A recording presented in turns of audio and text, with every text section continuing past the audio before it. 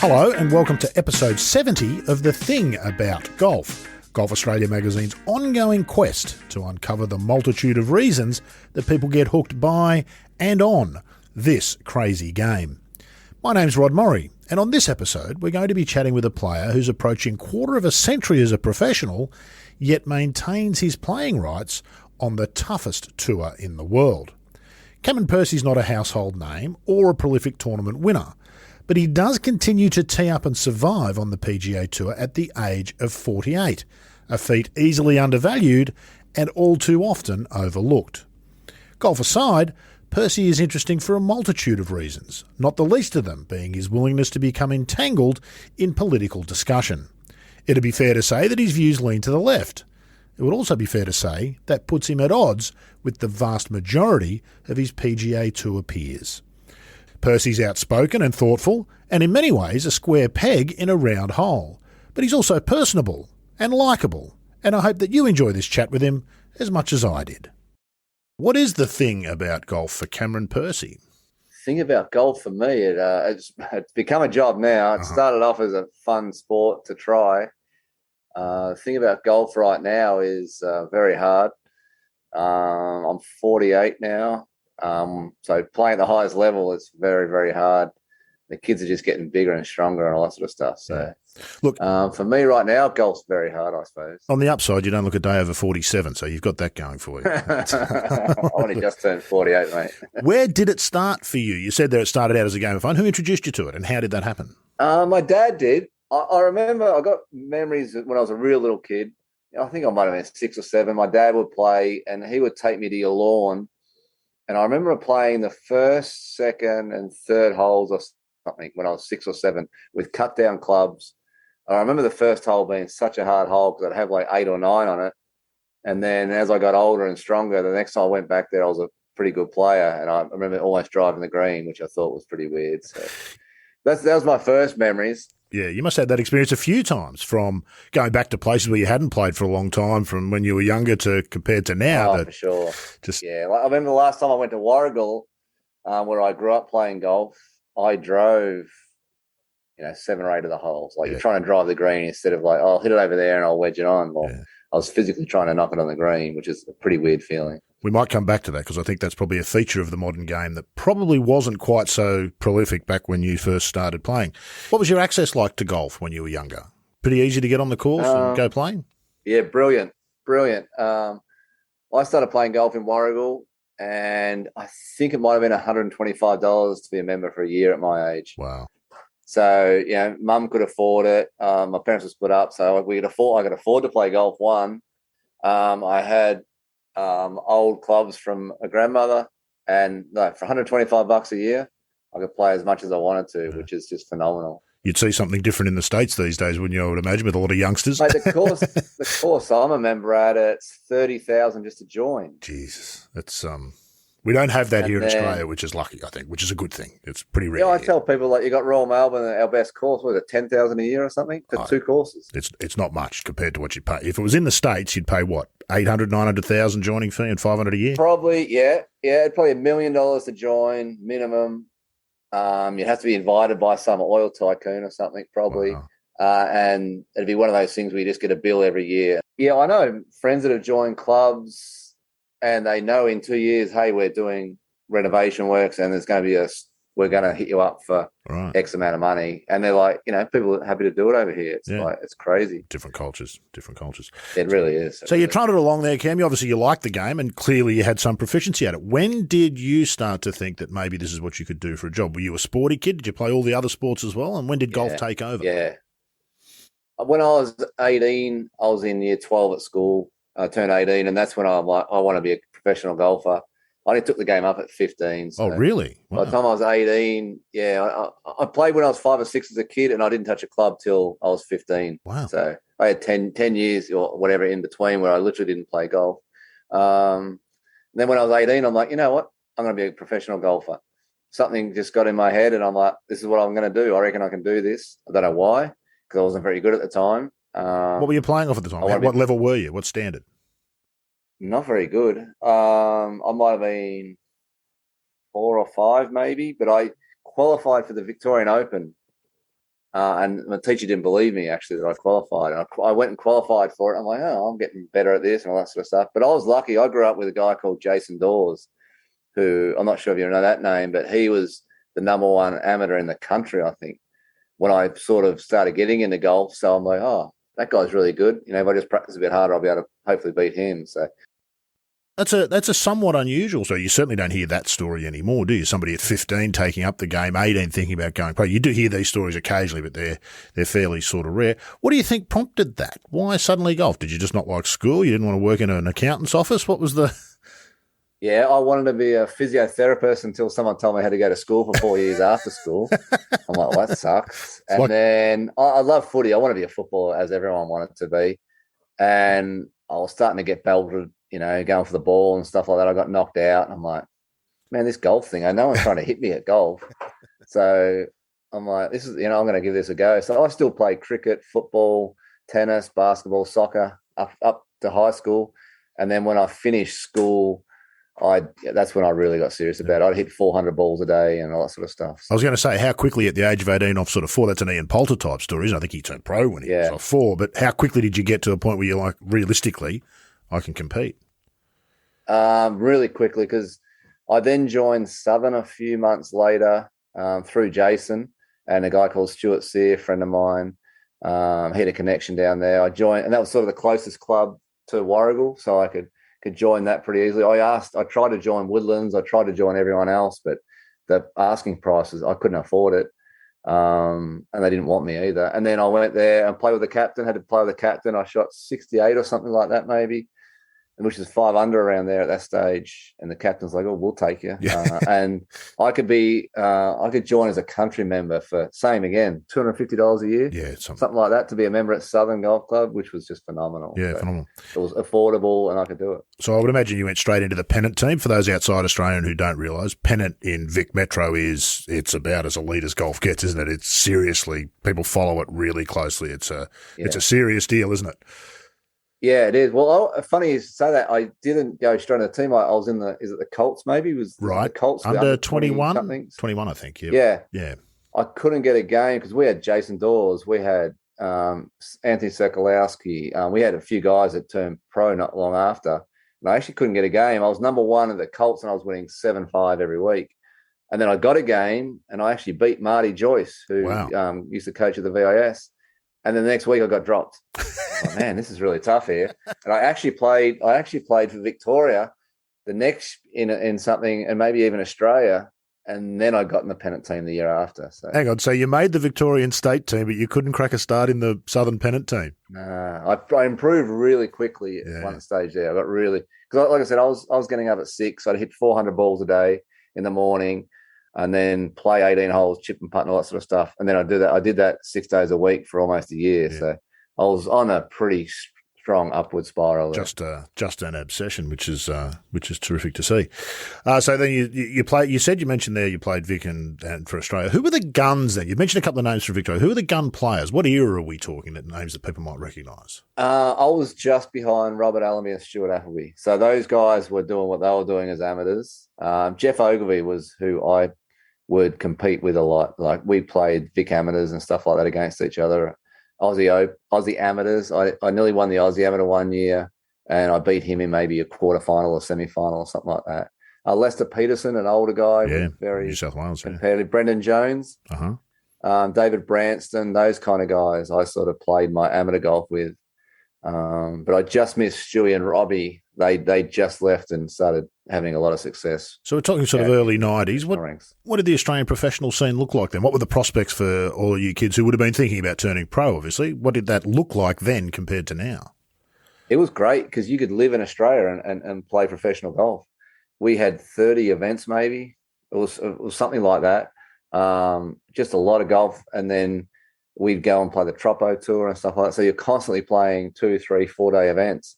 And you lived in Australia. You didn't have to travel overseas. It wasn't an issue. And then obviously Tiger come along and everything changed and everyone went to America and you couldn't live in Australia and be a professional golfer. You had to travel and get overseas. It happened fairly quickly in hindsight, didn't it? That's just really quickly. The disappearance of the Australian tour as such. We were down to 3 events almost before we knew it. Yeah, it really was. And that was about when I turned pro. I'm like, oh, this is great. I can live in Australia. I just met my wife, sort of thing, and we were hanging out. And I was happy just to live in Australia. I could make money doing this, and eventually, I plan on, I get really good, I'll go to the PGA Tour and all that sort of stuff. But that took a long time to get there. But yeah, when you turn pro, I was like, I'll just live in Australia, and none of this. I got to move overseas and all that sort of stuff. What was the path for you? And now you're a PGA Tour player. We'll talk about that. You've sort of gone between the Corn Ferry and the PGA Tour for a few years. There's sort of that level of play. We see quite a few guys who go backwards and forwards between the two. What was the pathway to there for you? It used to be in Australia. You'd go, well, I'll go to Europe and I'll learn the craft, and then I'll go to America, which is the pinnacle, and see if I can make it there. That sort of changed around that time, the Appleby's. And I think Appleby might have been the first, might he not, to just skip Europe completely, went straight to the States. Yeah, I remember he went to even maybe Asia or Europe. He's like, this sucks. I don't really like it. I want to go to America. And no one did it that time. Everyone's like, oh, you have to go to Europe, get your feet wet and become a good player. Because when you get to America, it's really competitive. They're really good over there. So you don't go there straight away. But I did the same thing. I went to the European Q School, almost got through to the final stage twice. I tried there. I played in Asia for 2 years.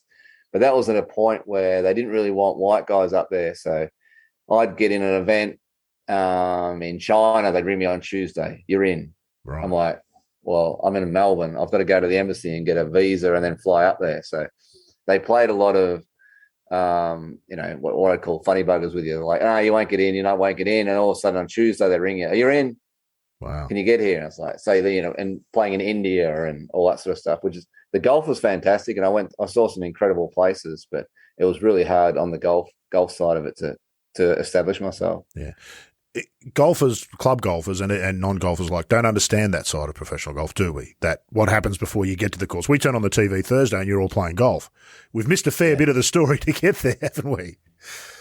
Well, when I was playing for Australia, that someone would email me or send me a ticket. This is the hotel we're staying in. Bruce will come with you. He'll look after you and everything will be good. Just get yourself to the airport.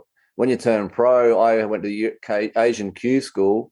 I had to fly into Singapore, get a taxi to a back alley to get another taxi across the Malaysian border and all by myself. And I'm like, the place I got dropped off the first time to get across the border, I'm like, I could die here and no one would know. Like I was in a dodgy part of town and all that sort of stuff. And I got a 2-hour taxi to a golf course just over the Malaysian border. And I was like, wow, this is a real eye opener. Like this is not, and this is before we had our phones where we could just that's right. You maps out, get an Uber, dial something up, book a hotel, do whatever you want right there. No, exactly. And I had to make sure, and they could barely speak the English. I had that. Yeah, I can get you.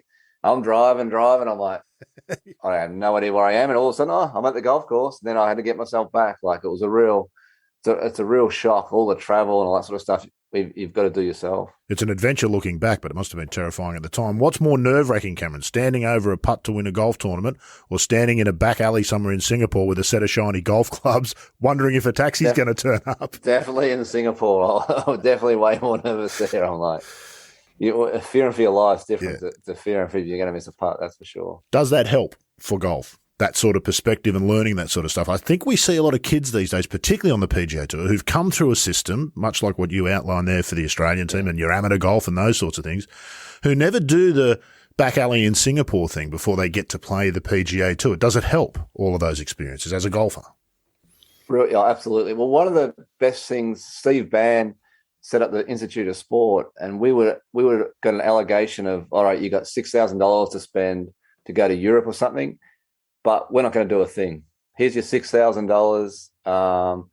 You can go play the Scottish Amateur, the British Amateur, the English, whatever it is. We don't care. You're organising it. So that taught Jeff and I, which really helped us, how to travel, how to get a rental car because we weren't old enough to get a rental car and all that sort of stuff. And that really, Jeff and I travelled a bit doing that. And we had to book our own flights, had to book our Banny, and that didn't do anything. They could have, and then we wouldn't have learned anything. So we had to do all that ourselves. That's growing up in responsibility, isn't it, Cameron? Isn't that what that's about? It's exactly what it's about. So, we've got these teams and all that sort of stuff. It was fantastic. But what Banny set up at the Institute of Sport taught you about life and becoming a pro. So it was much better. Yeah, indeed. Interesting sort of stuff. So you finally got yourself to America. When did that happen? And I think your first sojourn there wasn't particularly successful, was it? No, the first, I think I came over here like 2004, something like that, maybe. Feels like 04, maybe even a year or two earlier, something like that. Yeah. I got through Q school, all 3 stages, but then we had our first child in 2006. And then I stayed home for that. And then the next year went back, got through Q school and got my Corn Ferry card, and then got my PGA Tour card not long after that. So that's when it started really going for me. You must have known around then that your future for the rest of your life probably lay in America and you're having to go and live there. When did that realization come and what did that mean? Well, my wife and we come over with a 5-year plan. Let's go. I come over with $15,000, 2 kids and my wife, and nothing. And we went to the first event. Well, let's go for 5 years, see how it goes. And then we'll just come back to Australia. And now we've been here for, how long? 13 years, I think we've been here for now. So, and now we're in the predicament, like we wouldn't mind coming back to Australia, but now I've got a 16-year-old son who's gone through the American school system. He wants to play golf now. He wants to go to college. And we're in that situation. Like, what do we do? Like, I know Jeff just came home a few years ago and very jealous of him and all that sort of stuff. But a lot of guys have gone back there. I think Stewie's even thinking of coming back to Australia. So you really haven't quite accepted yet that you live in America by the sound of it. I mean, clearly you do, but it's never been a I'm never going home thing. The Australia's still home idea. Well, especially right now, like we got Trump. Like if Trump got in, we were coming back. He didn't get in, so we're like, well, all right, we can survive another. We've got 4 years before the next election, and now all these shootings that are going on, it's just ridiculous. And it's like it's not a matter of if, it's when our kids are going to be exposed to that. And you're like, what are we really here for? Like, are we really just waiting for the inevitable? I mean, yesterday people got shot just walking down the street in a parade. So, in Chicago, yeah. And there's nothing happening over here that's going to change it. So we're like, what the hell are we doing here? It's crazy. You raise an interesting point, one I wanted to ask you about. You do stick your head up over the parapet on Twitter with some political tweets and things about Trump and whatnot. I would imagine on the PGA Tour your views might be in a minority. Complete minority. Yeah, there might be 2 guys that think like me. Well, a few Australians think like me. Someone like a Greg Chalmers, but he's not going. He doesn't care. He's like, I've got myself off Twitter on my phone because I get so incensed by it. Yeah. But he said, Cam, I can look at it and go, that guy's an idiot. Next, and just flick. Whereas I look at it, I'm like, oh my God. So I've actually got it off my phone. It's hard for me to actually get on Twitter now. I've actually got to be sent something that I look at, and then I'm like, oh, what's going on Twitter? And I'm like, I'm very into how everything affects other people or stuff. Like excluding yourself from the casino if you've got a gambling problem, Cam. You make it hard for yourself to get on Twitter so you can't get sucked into it. Yes, exactly. Like I do enjoy a game. I'm sure it's not the same as your Twitter thing. What's that been like to be in America and watch all that unfold? We had Kari Webb on this show last year before, who's obviously a legend, lived in America for the best part of her life, not a citizen, so isn't allowed to vote. And her frustration at that was pretty clear. I imagine you sort of feel the same way, but it's kind of like, a lot of American listeners probably won't like this. It's a bit like watching a car crash in slow motion, isn't it? Watching what's happening in America, the divisiveness. It's maddening because we've got so many friends that don't think, they just think, there's nothing we can do about it. Because if we ban guns, they get illegal guns, and we're like, do you know how much an illegal gun costs? No idea. Mm. Last time I checked, like someone actually did something in Australia. I watched a program. Someone tried to buy an illegal gun, $37,000, and you got to buy it through the Hell's Angel biker gang. Yeah. Like, which 16-year-old is going to walk into the Hell's Angel with $37,000? And they're just like, there's nothing we can do about it. It's not really the guns. It's the mental health. It's just all that crap. It's like, it didn't really work in Australia anyhow. I'm like, what are you talking about? Like, we're from there. Like, they just, because they watch a lot of these people watch Fox News, and that's just misinformation. And then they talk to you about it, and it's like you've never lived there. They're telling me stuff that's going on in Australia, and it's like, it just drives me crazy. That's all those years of us telling them we ride kangaroos to school coming back to bite us. Because we thought that was funny. Probably. It's not funny anymore, is it? That they don't know. Probably. That they don't know. We had a friend tell us that people earn the same amount of money in Australia. It's a socialist country. Everyone earns the same amount of money. If you're a doctor, if you're a teacher, if you're drive the bus, you earn the exact same amount of money. Wasn't Ted Cruz going to invade us at one point during the lockdowns, if I recall? Probably. He wanted to send. Was that from Mexico? Was that from Mexico when he was in Mexico? Yeah, let's not let's not inflame things too much. That misinformation. I think this is probably partly true with golf too. We can tie this into golf in a way. That misinformation, what it does is breed apathy, isn't it? And that's the most dangerous thing. So you don't get people necessarily buying into the misinformation and campaigning for it, but they end up shrugging their shoulders and say, what can I do? There's no point voting for any of it. And then that's how minorities can sort of win, or minority views can take precedence because of the apathy that 100%. That it breeds. Have we seen something like that a little bit in golf? It's probably a stretch, but I think about some of the things, and we see in golf at the moment with the Live Tour thing. I'll get your thoughts on that. Has something somewhat similar happened in golf? There seems a very insular view from those players at the top of the game, particularly those who've gone to the Live Tour, about how the world works and their place in it. How has that happened, and how can people stay grounded, as some have managed to stay grounded? I guess when you would see it yourself, when you're at the top of the game in golf in America, you're virtually royalty, aren't you? Nobody says no to you. Oh, it's unbelievable. We get treated so good on this tour. To think that we don't get treated well, it just doesn't make any sense to me. It's just an amazing tour. We turn up at the airport, and there's a guy waiting between your carousels with a car key. Here's your car key, sir. We'll bring it out the front for you. It's a Mercedes. It's a Lexus. It's a beautiful car. And off you go. And then, you've got to pay for your own hotel rooms. A lot of people don't realise that. You pay for everything else. But and then you get to the golf course, and in the morning, there's someone there at 6 o'clock in the morning ready to make you an omelette, and there's freshly squeezed juice, and there's someone making a smoothie for you, and all the food you want in the world. And then at lunchtime you come in, we've got that as well. And then some tournaments will give you vouchers to go and get free dinner, and although they might even cook your dinner and stuff like that. And then we've got every manufacturer in the world there. Anything you want: balls, shoes, gloves, clubs, everything. It's all there for you. So it's just phenomenal. As a kid from sort of regional Victoria, are you comfortable with all of that and in that environment, or are you comfortable now? Was that ever confronting for you? Every time I've ever been to a nice hotel, which isn't many, I never let them take my bags. I feel bad about it. So I can carry my own bags, mate. It's okay. There's a problem with that, obviously, because that's a job that somebody does and gets paid for, but just that doesn't sit naturally comfortably with me. Were you ever like that when you got to the tour, or was it like, finally, this is Nirvana, it's where I belong? Yeah, no, it took a long time to get used to. It was quite weird to get used to. And even for me, I ring up. You got to ring up to say I'm coming in on this flight. I'll be there at 9 o'clock. 90% of the guys just turn up. Where's my car? And they really appreciate the fact that you ring. All right, I'll turn up sometimes. And, Mr.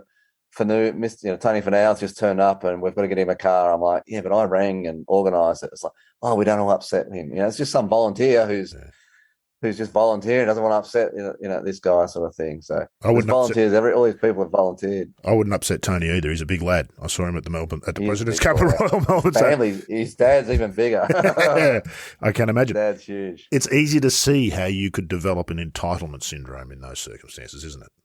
Well, I was even having lunch 2 days ago with some guys, and they're complaining that, you know what, I can be out here for 7 years, and 1 year I finish 151st, I've got to go back to Q school. I'm like, and they're like, oh my God, that shouldn't happen. I'm entitled. It's like, no, the next guy's coming up are like, you didn't play well enough. 151st means you got to go back to Q school. That's the way it is. It's not a surprise either. They tell you at the start of the year too, that if you finish 151st, that's what's going to happen. You can go and be an accountant if you prefer. Yeah. and I'm sitting there, I'm like, are you serious, dude? You've made $17 million. You're going to be okay, and you've got your retirement fund and this and that. It's not like you've been earning $7.25 an hour, which is a minimum wage over here, and working your ass off, and now you're stuck, sort of thing. It's crazy. Was it like that when you first got there, or has that changed? It's changed. There's way more money now, even from when I started. I remember Anthony Painter told me in the mid-90s at a secondary tour, I think it was might have been the Hogan Tour back then, or maybe the Nike Tour at the time. Yeah. There was almost a riot in one of the southern states when they turned up to the golf course and there was no shoe shiner. And a whole bunch of blokes just lost it in the mid-90s. That was on the secondary tour. And I remember thinking then, wow, that's a different world. My very first time I played that tour, I bought my own nugget in that to shine my shoes.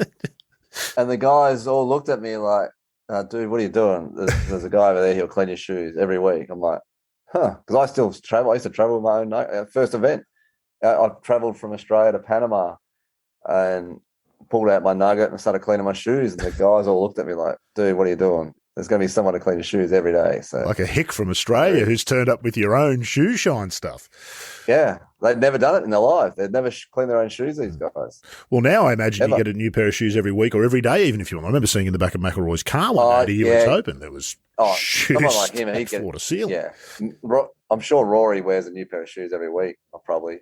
Someone like me, my deal with Titleist, I can get, I think, 12 pairs a year. It's only which one I a month. almost go through. I was going to say they do get it's almost one a month, but they do get a workout, don't they? When you think about it. Yes, every single day, and then it's hot and wet. When it's wet, that's when they get red. Yeah, they really sort of. Do you enjoy that now, Cam, or do you wonder whether that's sustainable? It's a fairly surreal life, isn't it? Living on the beach. Oh, yeah, it really is. I don't enjoy it as much anymore now. Like I've got my family with me now, which is great, but my kids are all grown up and all that sort of stuff. I really enjoy my time at home. So. When you say at home, you mean Australia or Carolina? In North Carolina. Like I love being at home with the kids and taking them to their sports and just not sitting in a hotel room, not thinking about my golf swing, not like just protecting your body all the time. Like I can't do that. Oh, I might hurt my wrist. I can't do that. I can't even play tennis with my wife anymore because last time I played, I hurt my wrist. And it's like, did she beat you, Cam? Is that what happened? Did she beat you and now you don't play with her anymore? No, not yet. You know your son's going to beat you at golf soon, and that'll be the end of it. I know. That's not far away at all. He's getting really good. He came out with me today, and Greg Chalmers, we had a practice round, and Greg's been helping with his putting, and he helped him with his putting today, and he hit a few shots or something here and there, and we're playing another guy, and he's like, Cameron, not long now, he's going to beat you. And I'm like, yeah, I know. He's getting bigger and stronger. That'll be mixed emotions for you, won't it? It'll be a great day, but it'll be a sad day in some ways too. Yeah, if he beats me, it's time to give it away, I think. Be a bit careful. David Tom's young bloke beat him. I think he'd said the same thing. You beat him when he was about 14 or 15. I think Tom's had to walk that one back because it wasn't the best thing. I know Jonathan Bird's got a really good son as well. I think his son can beat him too now. So. Well, you've mentioned the magical word there, Jonathan Bird. Committed one of the world's great golf crimes against you in a playoff, did he not? Tell me about that. I think people kind of remember that it happened. They might not remember the scene. I think it was a three-way playoff at first. It was you, Martin Laird, Jonathan Bird. Yep. You'd already played 3 holes. It was almost dark. I think there was chatter about calling it before you even opened. You played a par 3 as the 4th extra hole. Talk us through what happened. Yeah. The guy, Martin and Jonathan didn't want to go on because it was dark. And at the time, I think I was number 1 on the tour from about 170 to 190 yards, and that's how long the par 3 was. And I was like, how about we just go hit, and if it's too dark to putt, we'll come back in the morning and putt. And I was really confident. I was going to hit a good shot. And Jonathan stood up and holed it. And that was it. I hit it in the water, and Martin hit it even further in the water, and we shook hands, and off we went. It's a bizarre and surreal situation to be involved in. But how could the two of you then hit it in the water after? That's interesting, isn't it? That mentally, you're trying to hole it to halve the hole, and yet you hit it in the water. Don't even hit it near the flag. What's that about? Golf's ridiculous. Well, I remember aiming because I used to hit a tight draw. I'm like, it's a perfect 7-iron. I'll hit it 10 feet right, draw it in, and it'll go in.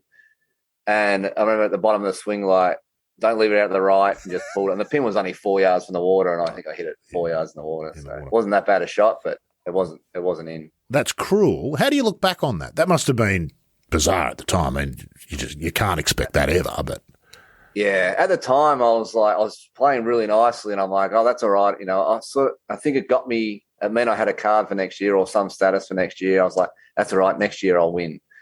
And everyone's like, you're going to win. And that's like 11, 12 years ago now, and I still haven't won. Like, it's really hard to get back there. I think that's been the weirdest thing is like just how hard it is to get back to that level of golf. So why is it so hard? What's hard about it? Is it hard to be that good, or is the competition that much more difficult to overcome, or is it some combination of both? The problem now is equipment's so good. So if you've got a weakness in your game, you don't actually have to improve your skill. You just go and get a club and it'll do it for you. So if you can't hit long irons, doesn't matter. They've got hybrids and game improving clubs now. The ball goes so straight now. You don't even have to hit it at the middle of the club face and it goes straight. The drivers are massive. Everyone drives it unbelievable. There's no one out there that hits it that's bad at driving now. The longer you can hit it, the straighter it goes. That's the way the technology's become. So there's really no advantage in anything really. So except putting. So it just becomes a putting contest. So every week it feels I get to use a stats guy and he sends me a report at the end of the week, and basically where I am in putting is where I finish in the tournament. So it's basically a putting competition now. Need to get Greg Chalmers to putt for you. He's still got it, hasn't he? He can still roll it as good as anybody. Yeah, well, it's funny. He's worked for the last 3 years on hitting it further, and his golf's got worse. It's really weird because I've spent so much time with him. I'm like, dude, you hit it 50 yards further than you ever did, but you can't break 78. What the hell are you doing out there? So it's weird. Do pros get a bit too wrapped up in the physical sometimes, do you reckon? It's hard not to when Rory hits it 350 yards down the middle of every fairway. But he doesn't, does he, Cam? That's the thing. We think he does, and we used to think the same about Tiger. But if you really watch, I know he does it a lot, but not every time. Not every time. And in fact, I know, not every time. But he makes it look so easy, that guy. But Sam Burns now, he's come along. Scotty Scheffler, they're all 6'3", 6'4", huge. There's no one that just knocks it down there nicely, and there's no Zach Johnsons or anything like that who just sort of bunts it down there and is a good wedge player sort of thing. That doesn't happen anymore. These kids are getting bigger and bigger and stronger, and it's just when you're 40 yards back in the fairway and they're looking back and hitting their 8-iron into a par 5 and you're trying to sneak a 4-iron up on the front edge, it just wears on you, I think. The difference is that big? 4-iron? Yeah, I play with Harry Higgs and Jonathan Vegas. I still hit it a fair way. And they hit it 30, 40 yards past me comfortably. They'll hit their 3-wood next to me. And then the difference is if they hit in the rough, I'm slapping it out, trying to get on the front of the green. They just pull out a 7-iron and hit it up in the air, and they're still trying to get it next to the hole. So that's the big difference. It's extraordinary to watch, and you would see it up close, obviously. It's an extraordinary thing to watch in person. I'm not sure it makes a whole lot of difference on TV, but has it ultimately, do you think, that shift towards this more one-dimensional game that we have today, has it been a good thing for the game? No, it's terrible. There's no skill involved. And now if you're nervous, the golf is a game of skill and can you hold your nerve? Well, now if you can't hold your nerve, you just lock the putter against your arm and away you go. Like Will Zalatoris can't putt. He's a flusher though, isn't he? Nearly winning. I love the kid. He's a great kid and all that sort of stuff.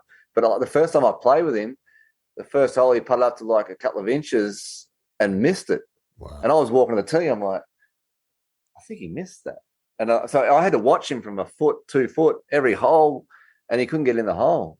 And then he went to the long thing where he just locks it against his arm and away he goes. And, it's horrible, his golf strength, because he just suffers from anxiety so much on the greens. But that skill's gone away because he just locks it against his arm and Matt Cooches it. And he's nearly winning majors. You still wouldn't call it pretty, but it's clearly more effective than what you first saw. Well, it's stuck against his arm. Yeah. Can you imagine it wasn't stuck against his arm? Some of those putts he would miss. Yeah.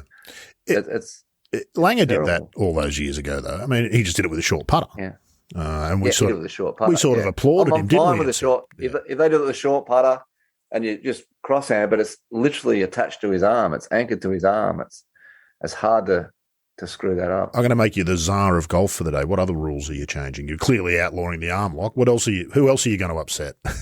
Arm lock, get rid of that. You're not going to change a golf ball now because it's too late. PGA Tour loved Bryce, and Bryson was a tour over here. Everyone would just want to watch him flog it as far as he could. So the tour don't care about how far the ball goes. People want to watch it. But he's obviously gone now. He's gone to the live golf. Probably a sandfield divot. I actually drove one in the middle of the fairway last week, had a perfect number, and I looked down and I was like, I could barely hit it with a sandfield divot. You're not on that. You're not in that school, are you? Sandfield, I'm happy to get a drop from a sandfield. No, it's not a big deal to me, really, but that's the only thing I'd change probably. Right. Yeah. Sandfield divot. If it's just I'd rather no sand in it. I would have had a shot, but it was a sandfield divot and it half buried itself in the sand. I just had no shot. So it's half a bunker shot with a 7-iron or a 4-iron or something, and it's a... Effectively, yeah. So I can understand. That's about it.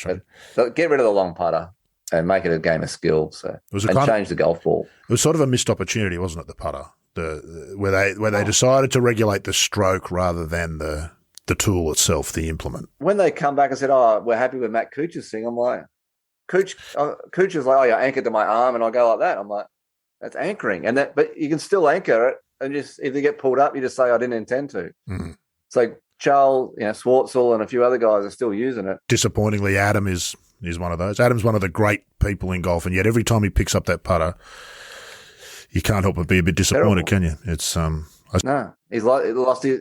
It's a game of skill and nerve, and he doesn't have one of them. So that's the way it is. Yeah, as my mate said, he looks perfect in every way until he picks up that putter, and then he turns into a buffoon. which is harsh, and I'm sure Adam doesn't care. He's living his best life and doing much better than us. But yeah. He's a legend. I like Adam's one of the great guys. So he's been a great ambassador for the game. Let's talk about that. Who have been the good ambassadors for the game? We're seeing this now in a way that we've never really seen before. You hear bits and pieces when you're in the industry and as a fan of who are the good guys and who are the not so good guys. There's been a fair bit of pump with this split. I never met Kari and all that sort of stuff. I follow her on Twitter and stuff, but she was unbelievable. Kari Webb. And what she did with young girls, she would bring them over for US Open. Still does. Stuff, yeah. Still does it, yeah. Like what she's done. And now those girls are like Minjee and stuff like that. Now those girls are Cams. And so Kari, I think Kari's fantastic. I've never met her and all that sort of stuff. You should. She's a legend. You'd love her. You get on great with her. She's fantastic. Yeah. Yeah. She had the same psychologist as me, Noel Blundell. And Noel would tell me all her stories and that. But just from the outside looking in, she looks like a fantastic human. Cam Smith now, I think. Yep. He does something similar maybe. Yep. Just an awesome guy. And he's doing something now for the kids like that. So that's really cool. That's really about it, I think, maybe. And I'm not sure if Leash does some stuff. If you ask Leash to do stuff, he'll do it. There's probably stuff those guys do I don't know about. And Greg Chalmers is brilliant. Yeah. Like he had someone over at Ewan Porter maybe bought someone over. He did too, yes. Stuff like I remember that was at, I can't remember what tournament was that, but you're right. Just Byron Nelson. Maybe, yeah. I met the girl. Yeah, really nice girl. And we walked around a few holes and stuff, and she got to putt, and she's like, had a great time. I think Ewan Porter might have set that up. Like, yeah, he runs I think he's trying to do fabulous junior series down here now called the Super Junior Sixes, I think it is, sponsored by Adidas, and it's a fantastic. Yeah, like there's a guy that's passionate about the game. Yeah, he's turned full circle. Like he was just a crazy man on the golf course, but his passion for the game and for helping people is fantastic, I think. Another flusher. It's no guarantee, is it, Cam? He's a guy who I watched and listened to. I think the sound is what separates pros, when you can hear the fizz 30 yards in front where it's still really ripping through the air. He was one of those guys, and yet, in terms of a playing career, not huge success, whereas you would have watched him hit balls that there's no way he's going to win everything. It's not the ultimate arbiter, is it? Well, because there's no advantage in hitting the ball anymore. All the pins fall from the edge. So even if you hit a great shot with a 5-iron from 220 yards, the pins fall from the edge. You're probably aiming 20 feet right. So a great shot's not still 15 foot. You still got a hole apart. Whereas when I first turned pro, the pins were 8-9 from the edge. And if you were good enough, you could hit it under the hole and have an uphill putt. You can't do that anymore. Like I remember I would like try and keep the ball under the hole. The good ball strikers hit the ball under the hole. Mm-hmm. Well, there's under the hole's 3 yards from the edge of the green now. I mean, it's almost impossible to get there, sort of thing. So the good ball strikers don't have that advantage to be able to control the ball where everyone just hits at the same spot and it's a putting comp. Yeah. So that's what the game's become. What's your take and what's the chatter on tour about this live stuff? And has it changed over the past couple of months? It feels to me like from the outside maybe it has. I just think, apart from Taylor Gooch and maybe Carlos Ortiz, they're all guys that their best golf's behind them. Does that make sense? Yeah, absolutely. They're all like, man, this PGA Tour is so hard. And these guys, I just think they're ripping the Saudis off. I mean, the Saudis have got so much money they don't know what to do with. And they're like, oh, yeah, we'll give you, how much do you want? And from some of the reports I've heard, it's a crazy money. And to make that money out on the PGA Tour, you've got to basically do what Scotty Scheffler's done every year. And it's impossible to do that. Yeah. So I don't blame the guys. Like I think Matty Jones said, this is so hard on tour now, and they're giving me, I don't even know what he got. I can't tell you because I don't know. But crazy money just to sign up, and then they're playing for $25 million a week. So the money, and so Matty's like, I can do this for 3 years, and I got 3 girls. I can just have a big father and hang out at home and all that sort of stuff. I don't blame any of the guys for taking the money at all. If they'd offered me the same money, I would have done the same thing. So, right. I just didn't get offered it. But at this stage of my career, I can't make. For me to make $1 million, I've got to play so damn well. And it's just so hard to do that right now. Not to divide the world into halves and halves and halves, but there is nothing in my life that has the prospect of making me $1 million ever. So you're at it's going to be hard to make that million. I know your job's more expensive than mine. I don't jets and those sorts of things, but it's funny, isn't it, how these things sort of change. I'm interested to hear you say you would have taken the money. Does the source of the money not bother you? Oh, it bothers the crap out of me. Bothers the crap out of me. But you'd still take it. I think I would have if I had got offered it. I think I think I wouldn't have liked to go to Saudi Arabia and play. England, I don't even know where there's a few here. One in London, stuff, Portland, Bedminster is next. A lot of Trump courses on the Live Rotor, which won't come as all the nice people that are helping there. So, I think because for me to make the money they're getting offered out there, I can't play that well out here. I mean, it's crazy to play that well. But I think, it bothers the crap out of me where the money's coming from. It's terrible. It's easy for those of us who'll never have to make the decision, I guess, because you're never going to be put in the position where you test it. So I'm really interested to hear your take, which is, well, hang on a minute, there's a personal responsibility here which I have to consider. And that's what most people don't ever think. Now, you look at a guy like Johnson or Mickelson, and you can't imagine how money could be anything that motivates them, given what they've made. But Phil needs it. Phil needs it. He's broke. We hear that, but and if that's the case, then this is just another stopgap. Yes. Unless something radical has changed, it's just going to happen again, you would think. He'll probably just have $2 million a football game instead of $500,000. Yeah, you can see sort of. But see, like Dustin Johnson, he got offered $125 million or something. Nearly double his career earnings on the tour just to sign up. Yeah, and he's like, wow. And he's like, man, I'm like he works really hard and all that sort of stuff. He's like, if someone offered you $125 million, that's going to change even as much money as he's made. It's like, that's crazy. Same with Bryson. At least Bryson come out and said, this is a business decision. They offered me so much money. And then the guys from Mexico, like Abraham and Carlos, the money that hopefully they're going to use that money to improve Mexico. I'm hoping for a Robin Hood scenario there because they both seem good. So much poverty down there in Mexico. It's saddening. Yeah. It's quite an existential conundrum, isn't it? I mean, the sums are so eye-watering, even for people who have moved in those circles before. It's difficult to imagine that, the noble part of you would like to think it doesn't matter. I would just say no based on my own principles. But the reality is somewhat different, isn't it? I mean, from what I'm hoping comes of it is the guys use the money for good. Like if I got the sort of money they're getting, the stuff I would have used that money for, would have funded a lot of stuff. So it wouldn't have just gone to me and I'm just going to, have 5 houses instead of 1 sort of thing. So. I don't want to say you're naive, Cam, but I suspect that you might be disappointed if that's the outcome you're waiting for. Yeah, I know. Personal. I do hope, as I said, when Answer won the Australian Open down here, he seemed a genuinely good guy. In all ways, you can usually tell. Great guy. You can tell. You go to press conferences and you see these guys, but you can tell when you go out and follow them. They rip shreds off volunteers and they do stuff that makes you. He didn't do any of that. He wasn't any of those. Lovely, humble sort of. Not at all. I hope that he's going to do a Robin Hood because I know I read his statement on Twitter and he's like, what I can do for my people in Mexico and all that sort of stuff. So hopefully he actually does that. So that'd be brilliant, because people down there they work for 50 cents an hour. It's sad to see how hard they work, and it's despicable. How good was his logo, by the way? I didn't know he had a logo till I saw that statement, and the logo on the top of the letterhead might have been one of the revelations of the whole live thing. What do you think will happen? What's the talk among the players? You're right there in the membership. There's obviously tiers. You've got the top guys, Rory and those guys, and I'm sure you see them and talk to them and all that sort of stuff, but they are in a somewhat different world. What's the general membership thinking? You've had this PGL thing lurking in the background as well, and I'm sure you've had correspondence from them. They seem to be offering something that would reward everybody in some way with a similar kind of idea. What are people saying about any of that?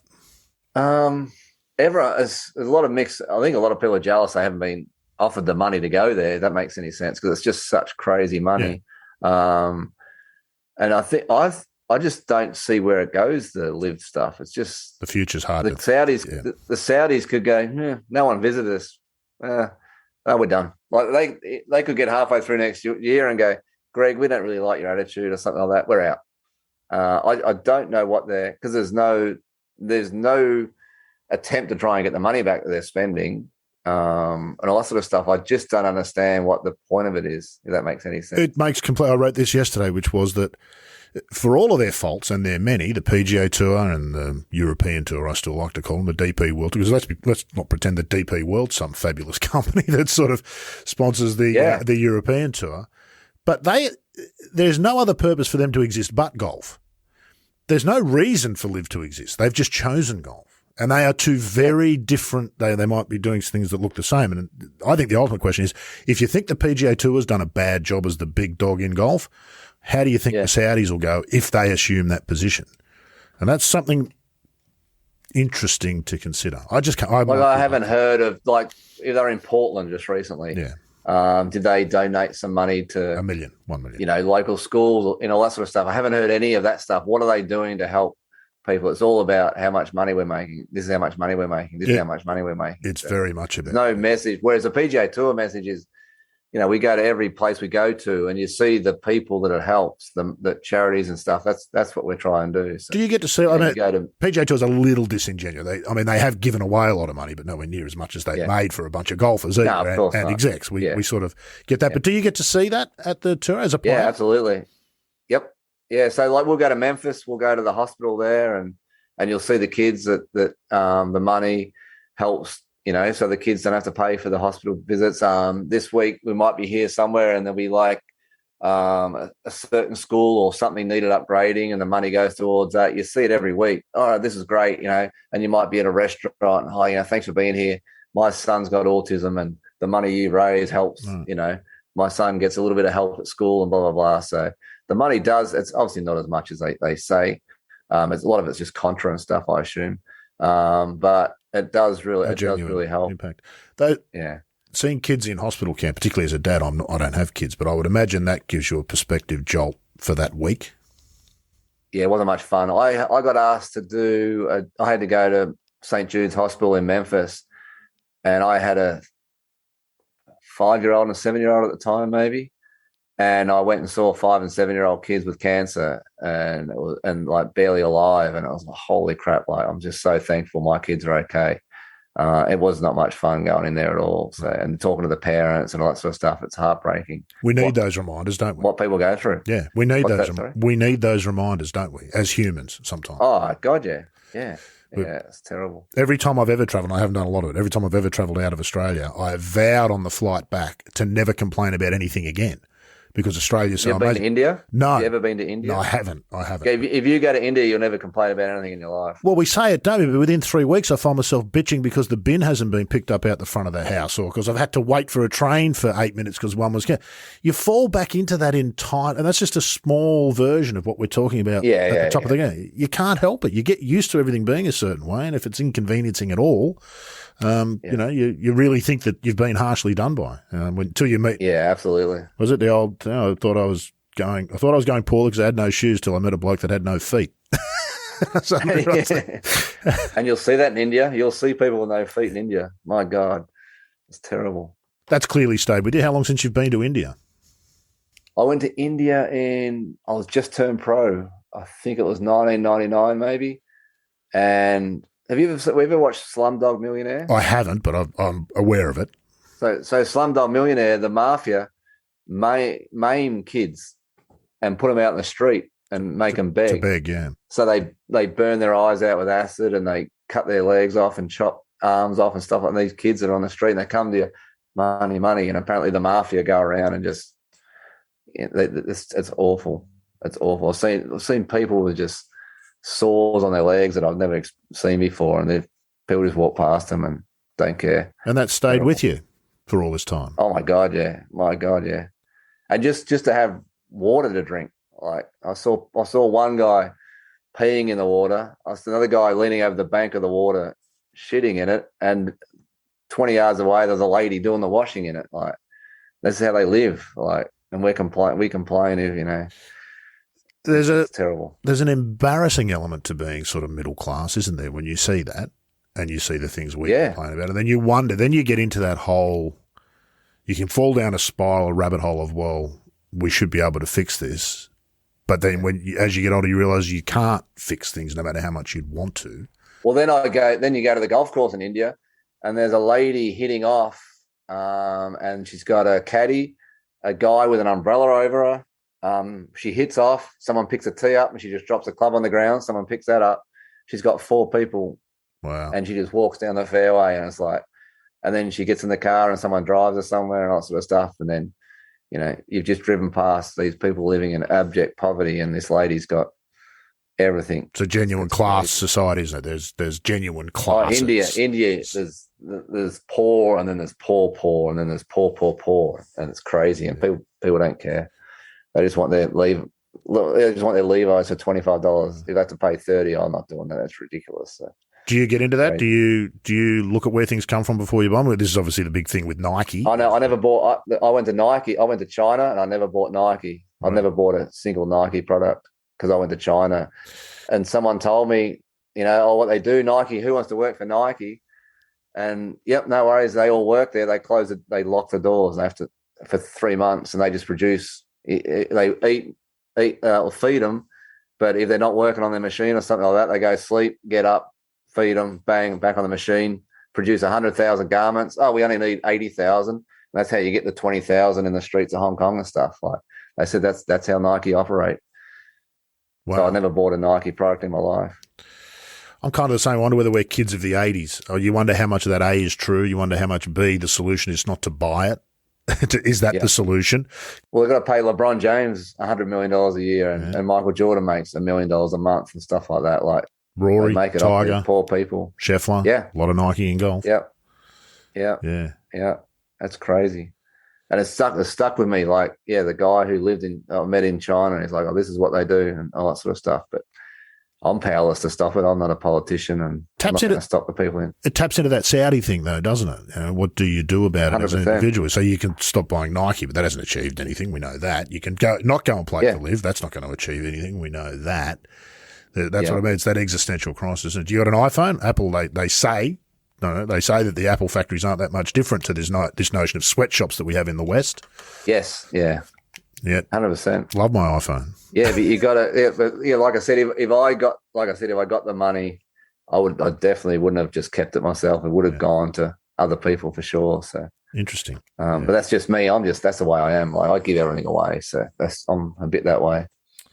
You broke your wrist a couple of years ago. It could have all come to an end. Was that a perspective shift? What happened there? So I fell over. I took the kids for a holiday. Fell over. Fractured my wrist, and I still have troubles today. It's actually, I'm in a hell of a lot of pain right now. So no one bet on me this week. That's because you're talking to me, Cam. That's nothing to do with the wrist. My thumb wrist, ever since I did that, I came back too early. I thought I was right. I tried to play an event, and I'm like, I got through it. But the problem is I played the next week, and that's what I really hurt it the next week. I just pushed it too hard for too long. So. And I haven't really recovered since. Haven't got full strength in it. There've been issues with my swing and stuff like that. I just sort of managed around it, I guess.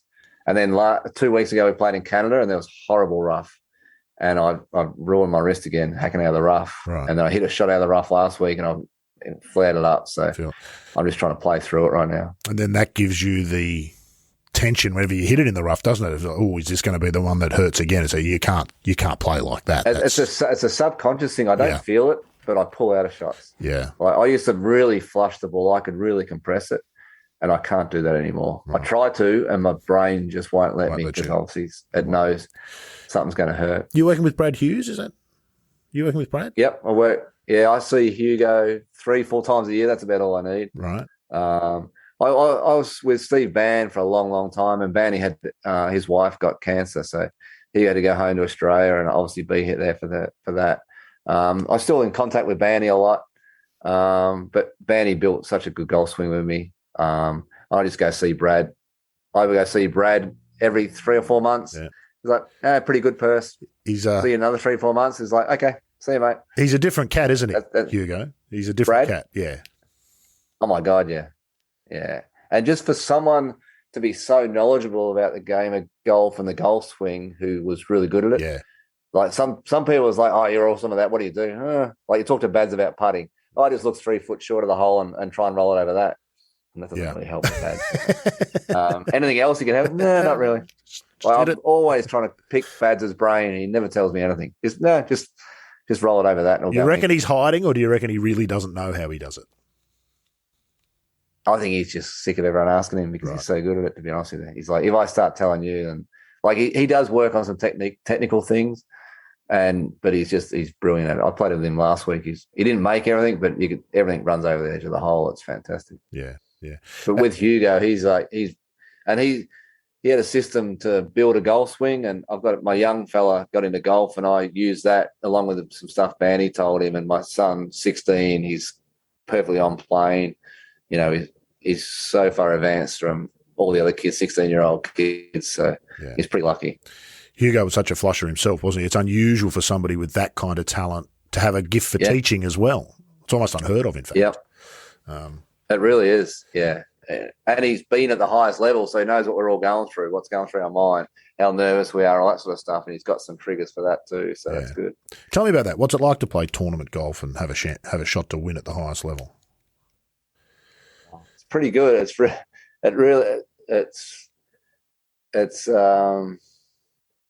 lot of stuff goes through your head, that's for sure.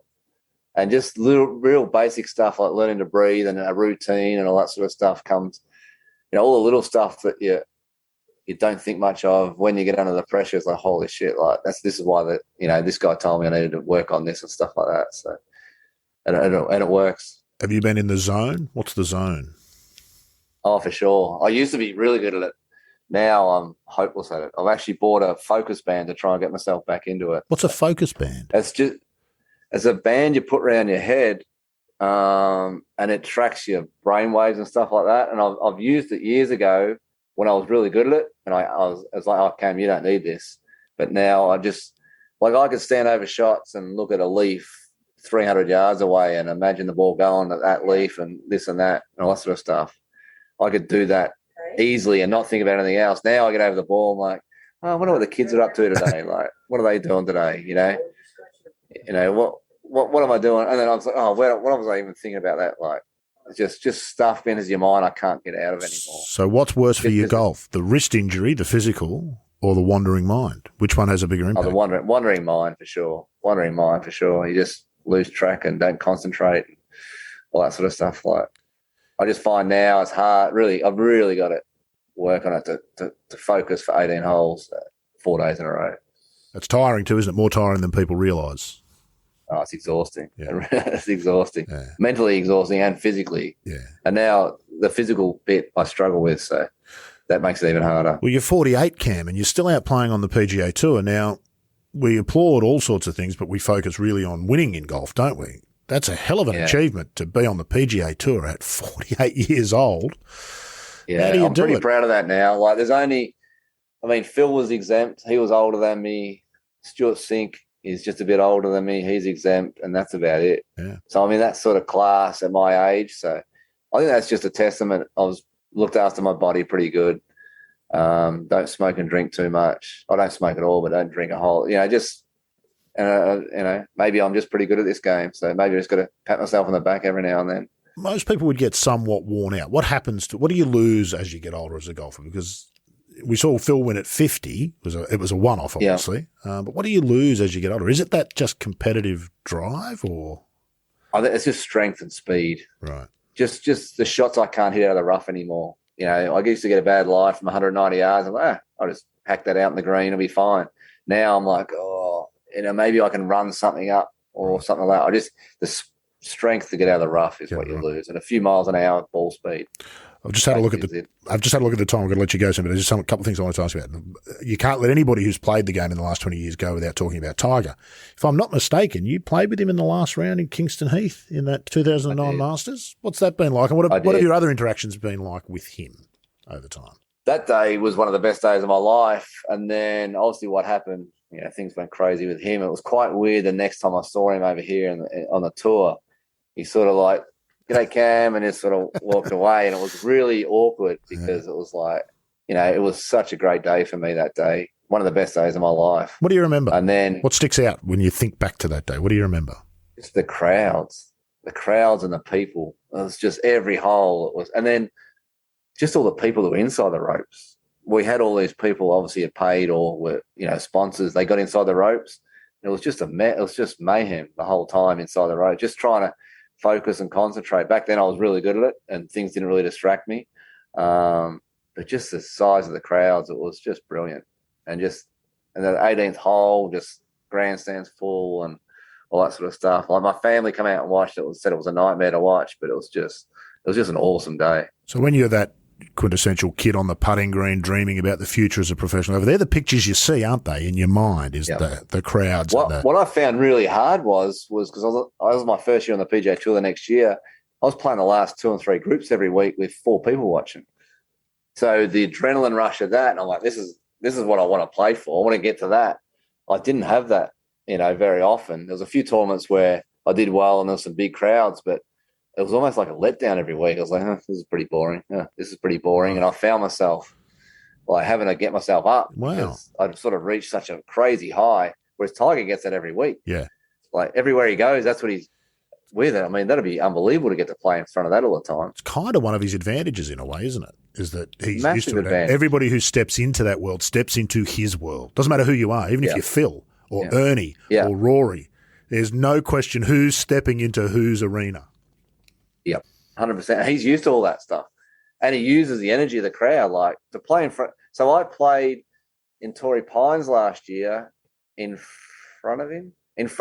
That's right. He was behind me. So all the crowd, I had 10 deep every hole. It was brilliant. The atmosphere was fantastic. I played awesome. All chattering and looking the other way, waiting for Tiger to arrive. They were. They were, and they watched us play, and it was fantastic. I'm like, this is awesome. Like we had massive crowds on every hole, 10 deep. Wow. Because Tiger was behind us. So the atmosphere was fantastic, and you got up, and there was energy. There was no last group. There's 4 people watching, and they're waiting for you to get off the course so they can rake the bunkers and stuff. So it's I wonder, there's lots of theories about what winning early can mean for a career. We've seen it go both ways, obviously. Some people win early, they disappear. Ty Tryon is the one that springs to mind. Qualifying school at the age of 17 and been unheard of virtually ever since. Then you see somebody like Jordan Spieth who came out of nowhere and his slump was a $10 million 2-year period. So he's going okay, he can play. But I wonder what the impact of something like that might be. You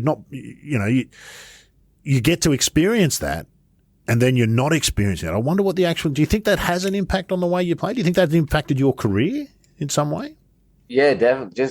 Just trying to get myself up and it's like, this is actually pretty boring. Like it was such a high. Yeah. It was, I suppose that's what people take drugs and stuff like that. It's like, that high was incredible. I'll do it again. You want to chase that was my high. Yeah. And I was once or twice we had big crowds and it was great fun, but not week after week after week. Like, they just got you up. Funny how things impacted. We had Peter Lonard on the show a couple of years ago, and he hit a hook at the Australian Open that hit a wheelie bin and bounced back into play, and that led to a birdie, which saw him make the cut on the number. He finished top 10, got a start the following week, finished top 10, and then built Peter Lonard's career. Yeah, but he's on his way to missing the cut. he hit a wheelie bin. Well, it's funny because I know Ben Curtis. He played with James McLean somewhere. He was at Q School. He went like 60-footer, 70-footer, got his card. And then the British Open he won to get into that. At the Western Open, he was missing the cut. He holed like a 50-footer on the last hole to make the cut and then play well on the weekend, made the cut, which got him into and he played really good, got him into the British Open, which he won. Yeah. Like, it's just crazy. He misses one of those 50-footers. Who knows what happens? You'd have to be mental to do it for a living, wouldn't you, Cam? You hear those stories and you got to be mental, don't you? Yeah, you got to be mentally strong, that's for sure. If you're not mental when you start, you will be by the time you finish. What about actually playing with Tiger? What was it like as a golfer? Jeff Ogilvy once told me the trick to playing with Tiger, because I think he beat Tiger, he won a couple of tournaments playing with Tiger, WGCs. He said the trick was to not watch him. Got to stop yourself from watching him.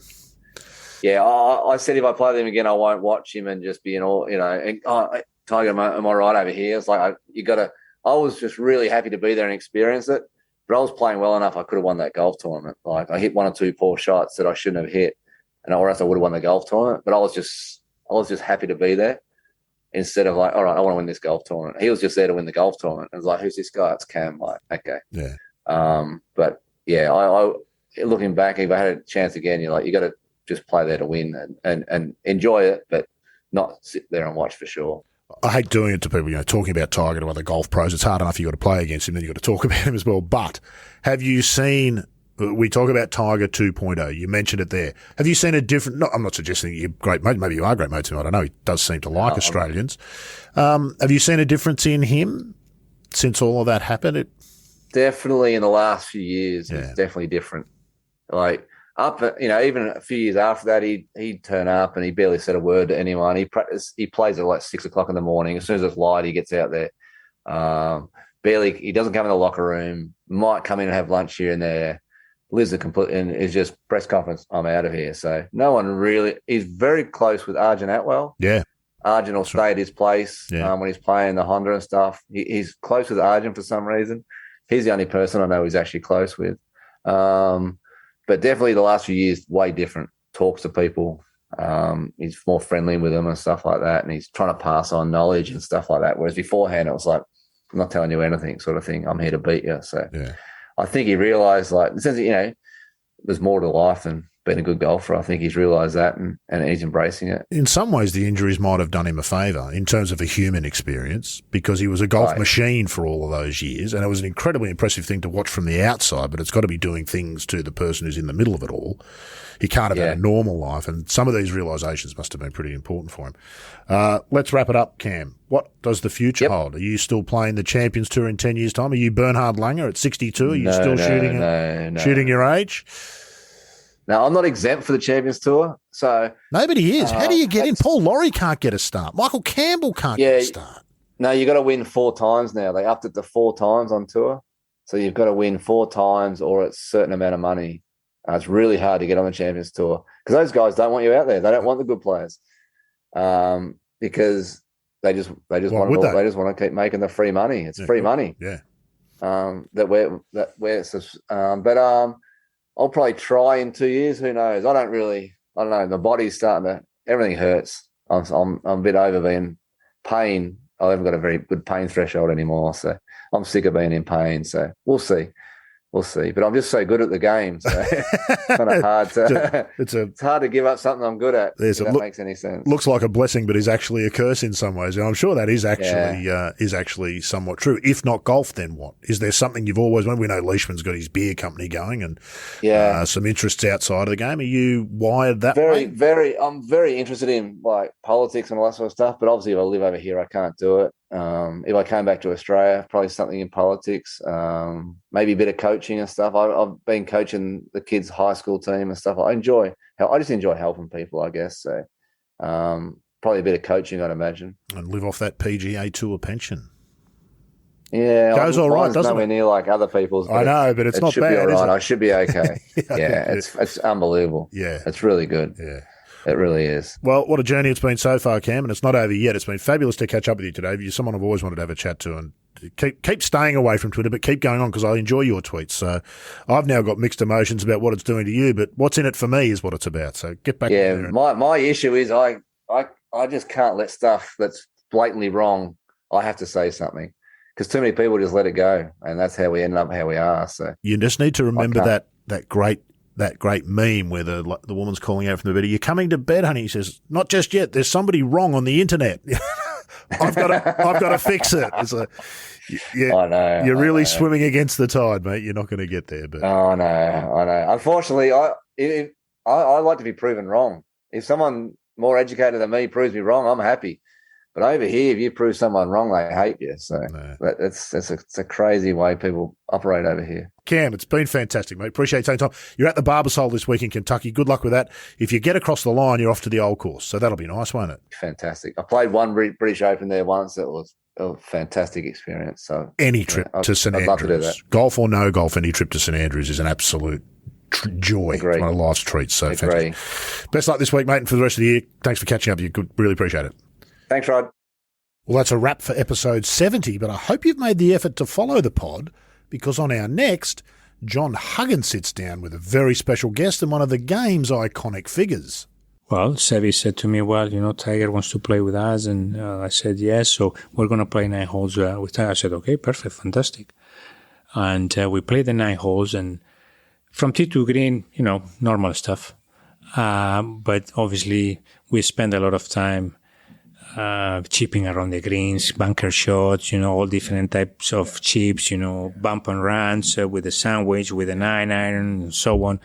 And Tiger kept on watching. Because he couldn't do the stuff you were doing. He kept on watching, he kept on asking questions and this and that. And it's true, that is true, yes. He picked, as much as he could to improve his short game. Yeah. Is there a bigger compliment than that, do you think? Well, not really. I mean, I think that was fantastic. That's two-time Masters champion and winning Ryder Cup captain Jose Maria Olazabal. Next time on The Thing About Golf.